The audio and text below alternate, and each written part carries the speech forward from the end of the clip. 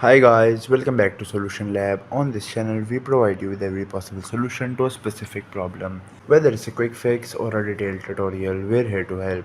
So without any further delay or any further ado, let's jump right into the video. So in today's video, I'm gonna show you how you can fix camera not working on Bigo Live. It's a pretty basic and easy thing to do, so just follow the guide. First thing first, if you haven't already subscribed to Solution Lab, please consider subscribing and hit that bell icon so you'll get notified from our latest videos. Now let's jump right in. First of all, go to the Bigo Live, hold it and click on that I button and the app information should appear. Or what you can do is open up the phone settings, go in the apps and click on manage apps. Tap on storage and tap on clear data, clear the cache memory. After that, scroll down and click on app permissions. Now click on camera and make sure that it is allowed. Once it is done, come back to the home screen and open up App Store or Play Store. Search for Bigo Live and make sure that it is updated. And that's it. I hope this tutorial was helpful and informative. If it was, please give it a thumbs up and consider subscribing to Solution Lab for more helpful tutorials. If you have any queries or suggestions, just leave them in the comments below. Till then, take care. See you next time.